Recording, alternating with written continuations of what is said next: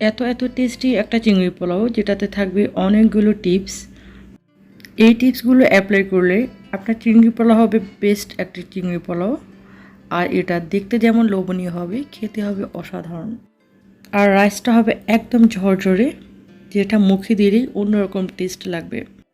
আসসালামু আলাইকুম প্রিয় দর্শক, আশা করছি যে যেখান থেকে দেখছেন সবাই ভালো আছেন। তো চলে যাচ্ছে এই মজাদার চিংড়ি পোলাও রেসিপিতে। এখানে আমি কিছু চিংড়ি মাছ নিয়েছি। চিংড়ির যে খোসাগুলো ওগুলো একদম সবগুলো ফেলে দিয়েছি। তারপর এখানে দিয়ে দিয়েছি মরিচের গুঁড়ো আর দিয়ে দিয়েছি লবণ। এখন এগুলোকে হাত দিয়ে ভালো করে মিক্সড করে নিব। এগুলোকে ম্যারিনেট করে আমি 10 থেকে 15 মিনিটের মতো রেখে দিব। এখানে আমি যে চিংড়ি মাছগুলো নিয়েছি এগুলো কিন্তু অনেক বড়ও না আবার ছোটও না, মিডিয়াম সাইজের। এই ধরনের মিডিয়াম সাইজের চিংড়ি মাছ দিয়ে যদি চিংড়ি পোলাও করেন তাহলে আপনার চিংড়ি পোলাওটা হবে একদম বেস্ট। তো এখানে আমি অন্য পাশে একটা প্যানে কিছুটা পরিমাণ রান্নার তেল দিয়েছি আর দিয়ে দিয়েছি কিছু কাজু বাদাম। তো এগুলোকে আমি হালকা ভেজে নিব, জাস্ট হালকা একটু ভেজে নিব। যখন এই বাদাম থেকে খুব সুন্দর একটা সুঘ্রাণ বের হবে তখনই এগুলোকে আমি উঠিয়ে নিব। চিংড়ি পোলাওর মধ্যে মাস্ট কাজু বাদাম দেওয়ার চেষ্টা করবেন, এতে করে এই চিংড়ি পোলাওটা অনেক অনেক মজা হয় খেতে। এখন আমি ওই তেলের মধ্যে আমি যে ম্যারিনেট করেছিলাম যে চিংড়িগুলো ওগুলোকে একে একে করে সব দিয়ে দিব। তো চিংড়িগুলো কিন্তু বেশি ভাজা যাবে না, জাস্ট হালকা ভেজে নিতে হবে। চিংড়ি মাছ কিন্তু যদি বেশি ভাজেন তাহলে কিন্তু এগুলো একদম রাবারের মতো হয়ে যাবে, খেতে কিন্তু খুব একটা ভালো লাগবে না। তাই এগুলোকে 1 থেকে 1.5 মিনিটের মতো করে ভেজে নিতে হবে। এক পিঠ একটু সামান্য একটু ভেজে তারপর অন্য পিঠ ভেজে নিতে হবে। 1 থেকে 1.5 মিনিটের মতো করে ভেজে নিতে হবে। তো আমার চিংড়িগুলো কিন্তু ভাজা শেষ দেখুন। এখন আমি ওই প্যানের মধ্যে আবার একটু তেল দিয়ে দিব। তেল দিয়ে তারপর দিয়ে দিব পেঁয়াজ কুচি। এখানে আমি পেঁয়াজ কুচি নিয়েছি 7 থেকে 8টার মতো করে। তো পেঁয়াজ কুচিটা একটু বেশি পরিমাণে দেওয়ার চেষ্টা করবেন, এতে করে এই রাইসটা কিন্তু খেতে খুবই ভালো লাগবে। তারপর এখানে আমি দিয়ে দিয়েছি কিছু গরম মশলা, এলাচ, দারচিনি, তেজপাতা, লবঙ্গ আর কিছু কালো গোলমরিচ। তো এগুলোকে আপনারা ফার্স্টে যে তেল দিয়েছি ওখানে দিতে পারেন, অথবা এই যে এখন আমি দিয়েছি এভাবে দিতে পারেন। এখন আমি এগুলোকে এই পেঁয়াজটাকে একদম ব্রাউন কালার করে নিব। একটু ব্রাউন কালার করে নিয়েছি। তো এখানে আমি যে পোলাও চালটা ওটা ভালো করে ধুয়ে তারপর পানিটা ভালো করে ছড়িয়ে নিয়েছি।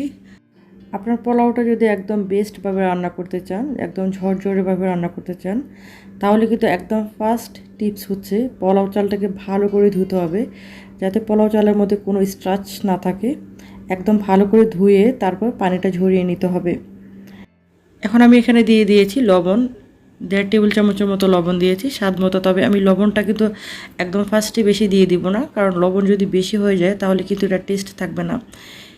এগুলোকে নাড়বো আর একে একে করে সবগুলো উপকরণ দিয়ে দিব। এখানে দিয়ে দিয়েছি 1 টেবিল চামচ রসুন পেস্ট আর 1 টেবিল চামচ আদা পেস্ট।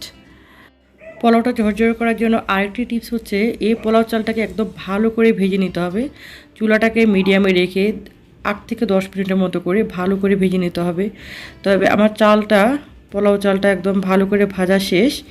এখন আমি দিয়ে দিয়েছি পরিমাণ মতো পানি। পোলাও চালটা যত বেশি ভাজবেন তত বেশি পোলাও চালটা ঝরঝরে হবে। এখানে আমি পানি দিয়েছি 3 পট চালের জন্য 6 পট পানি হয়, আমি দিয়ে দিয়েছি 5 পট পানি আর 1 পট দুধ। পানিটা অবশ্যই গরম পানি ইউজ করতে হবে। আর দিয়ে দিয়েছি কাঁচামরিচ, 7-8টার মতো কাঁচামরিচ দিয়েছি। তো ফার্স্টে চুলাটাকে হাইটে রেখে যখন পানিটা একটু কমে কমে যাবে, দেখুন ঠিক এই পর্যায়ে হবে, তখন চুলাটাকে মিডিয়ামে রেখে এটাকে কুক করতে হবে। এতে করে পোলাওটা অনেক ঝরঝর হবে। এখন এই পর্যায়ে আমি দিয়ে দিব চিংড়ি মাছগুলো, সবগুলো চিংড়ি মাছ দিয়ে দিব। চুলাটাকে 3 রকম করে রাখতে হবে।